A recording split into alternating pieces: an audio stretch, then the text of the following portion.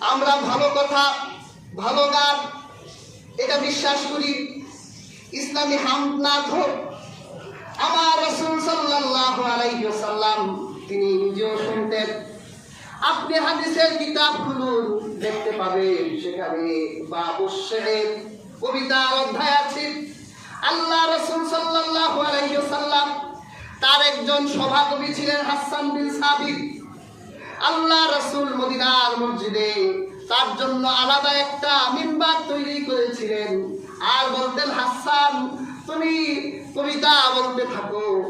আল্লাহ রাসূল শুনতেন আর বলতেন, তুমি তোমার কবিতার ভিতরে কাফেরদের বদনাম বলো, কাফেরদের গালি দাও, তোমার পক্ষে আল্লাহর ফেরেশতা হযরত জিবরিল আছে।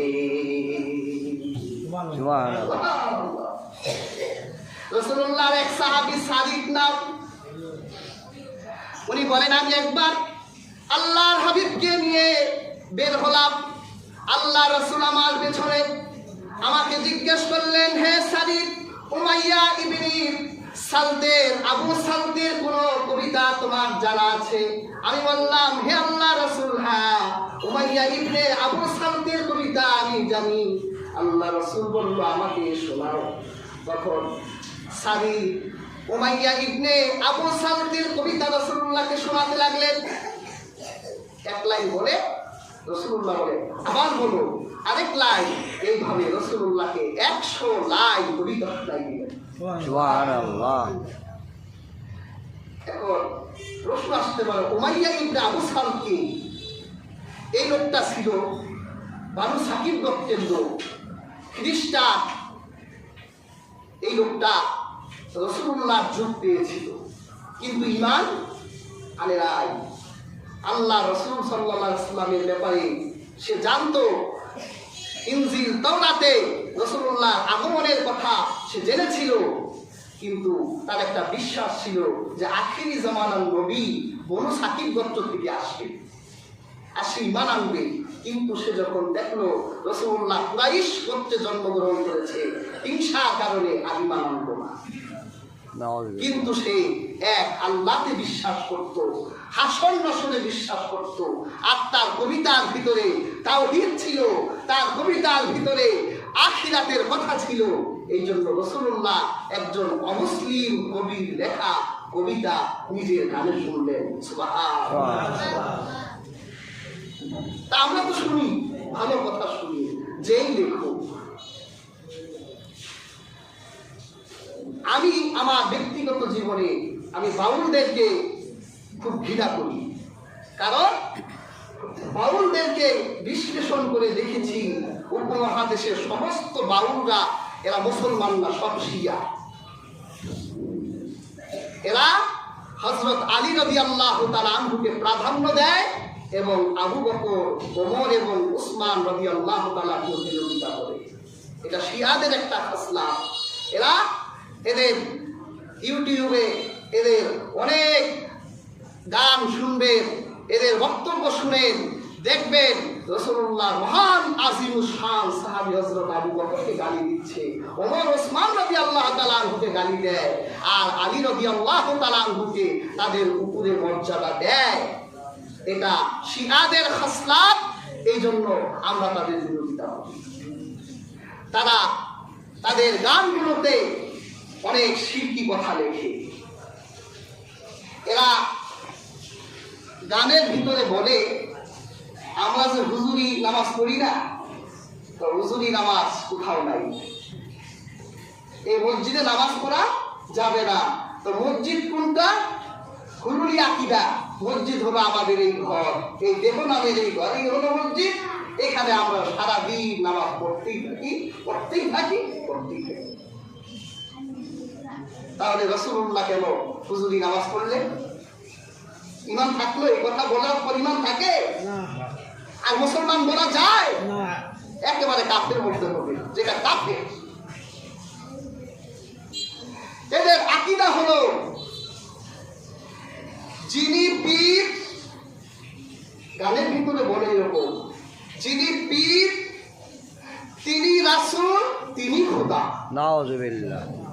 এরা বুঝাতে চাইলো আল্লাহ যিনি, রাসূল তিনি, পীরও তিনি। এই জন্য পীরকে সেজদা দেয়, যে পীর মানব বেশে এসেছে, তার ভিতরে ক্ষুধা ঢুকে গেছে, এই জন্য আমরা পীরকে সেজদা দিই। পীরকে সেজদা দেওয়ার সাথে সাথে ঈমান থাকে না পালায়?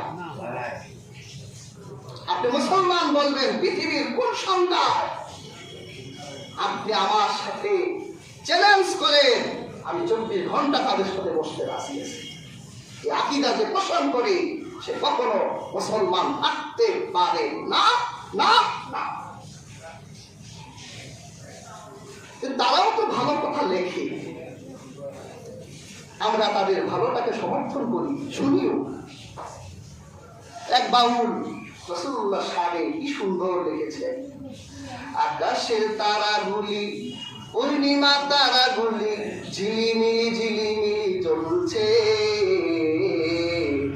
রাসূল এসেছে, হাবিব এসেছে, আরব দেশে কাবার পাশে আমিনার কোলে চন্দ্র দোলে, পাখিরা ডালে ডালে গান ধরেছে, রাসূল এসেছে, হাবিব এসেছে। রাসূলুল্লাহ শানে কি মহৎ কথা, কি সুন্দর কথা, তারাই লিখেছে, ভালো কথা, সমর্থন দিলাম। আমরাও তো শুনি, ওরা আবার বলে খাজা বাবাই শুনেছে গান। আরে মিয়া, তুমি খাজা বাবাকে কতটুকু চিনো? খাজা মাইনুদ্দিন চিশতি রাহমাতুল্লাহ আলাইহি, তিনি একটা আলেমের সন্তান। তার বাবা বড় বিখ্যাত আলেম ছিলেন, জগৎ বিখ্যাত আলেম ছিলেন। ছোটবেলায় বাবা মা ইন্তেকাল করার পর তিনি 6 বছর বয়সে আল্লাহর পুরা কোরআনটা মুখস্থ করে ফেলেছেন। সুবহানাল্লাহ। কোরআনের হাফেজ ছিল। আমাদের মতো পোশাকধারী লোক ছিল, টুপি ছিল, জুব্বা ছিল, মসজিদ ছিল, খানকা ছিল। আবার এশার নামাজের পর তিনি ইসলামের হাম নাচ শুনতেন। তোমরা ওইটাতে গান বানাই ফেলছো, ওটা তো আমরাও শুনি। এত জগৎ বিখ্যাত আল্লাহ ওলি ছিলেন, কখনো নামাজ কাজা হতো না, ওযু করতো। আর তোমরা তার অনুসারী হয়ে দাবি করো জীবনে একবার ওযু করলেই হয়।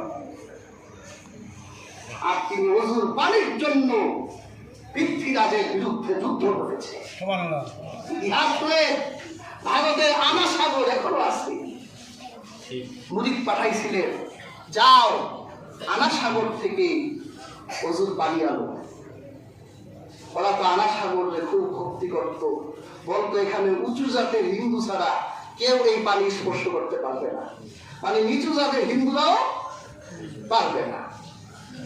ওযুর পানি আনার জন্য খাজা মাইনুদ্দিন চিশতি রাহমাতুল্লাহ আলাইহি মশক আনা সাগরের দিকে দিবে, আর পানি নিতে দিল না, অপমান করে দাঁড়াই দিছে। তখন খাজা মাইনুদ্দিন চিশতি বলেছিল, আমাকে অনুমতি দাও শুধু একটা মশক পানি নেবার জন্য, আর পানি দিব না। রাজা অনুমতি দিছে, ঠিক আছে, এক মশকই তো, নিয়ে ভাগেন তাড়াতাড়ি। খাজা মাইনুদ্দিন চিশতি রাহমাতুল্লাহ আনা সাগরে মশক ধরেছে, আনা সাগরের সব পানি মশকের ভিতর ঢুকে গেছে। সুবহানাল্লাহ। আনা সাগরে আর পানিও নাই, কিচ্ছু নাই। ওরা তাকায় দেখে আনা সাগর মরুভূমি হয়ে গেছে। বললেন তাকে ঈমান এনেছে। আবার মশকের পানি আনা সাগরের দিকে ছেড়েছে, আনা সাগর পানিতে টাইটুম করবে। এমনি হয়েছে আশেক তার মাসুকের সাথে সম্পর্ক করে, রিলেশন করে, তাহাজ্জুদ করে, কোরআন করে তাকে রাজি করেছে। এই জন্যই এগুলো হতো। পৃথ্বীরাজ চিন্তা করছে মাইনুদ্দিন চিশতি মনে হয় জাদু দেখাইছিল।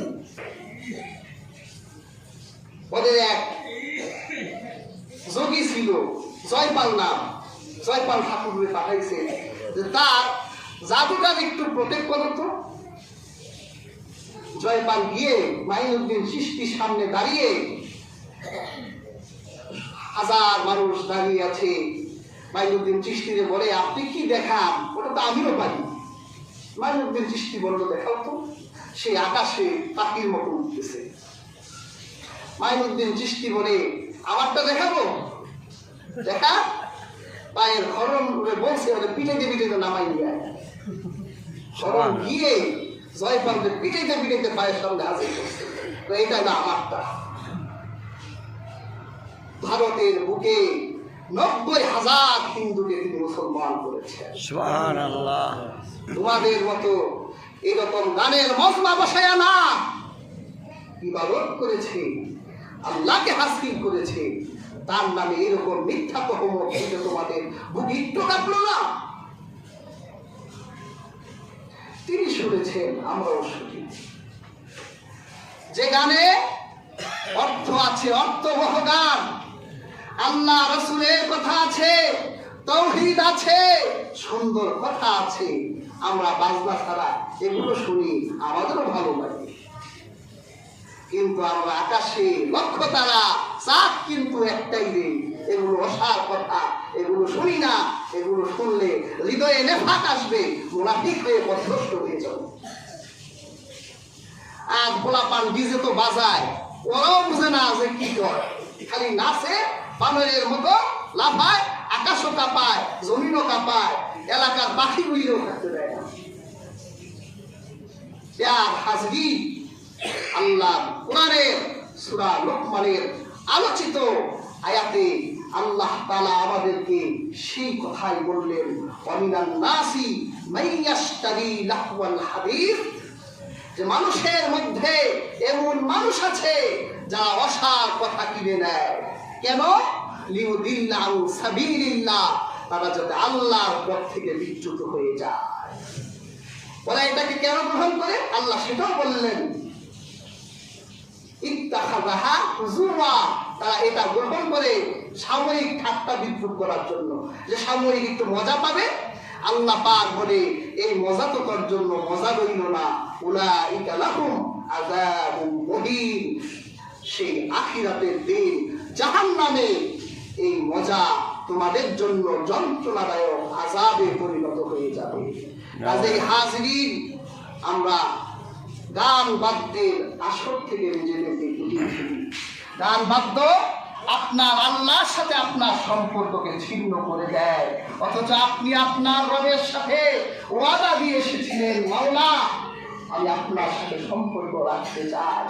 যদি আল্লাহর সাথে সম্পর্ক রাখতে চান, সুন্দর কথার দিকে আসে, কোরআনের কথার দিকে আসে, কোরআনের মজমায় বসেন, কোরআনের আসরে বসেন, কোরআনের মজলিসে বসেন, ইসলামী সঙ্গীত শুনুন, ইসলামী গান শুনুন, ইসলামী ভাবধারার কথা শুনুন। এগুলো নাজায়েজ নয়, জায়েজ কাজ, বৈধ কাজ। যেই কথায় কোনো অর্থ নাই, যে কথায় অশ্লীলতা আছে, যেই কথায় আকাঙ্ক্ষা কামনা আছে, এরকম গান বাদ্যকে ইসলাম হারাম করেছে, আমরাও হারাম বলি। আল্লাহ তাআলা আমাদের প্রত্যেককে আজকের আলোচিত আয়াত থেকে শিক্ষা গ্রহণ করার তৌফিক দান করুন। আমিন।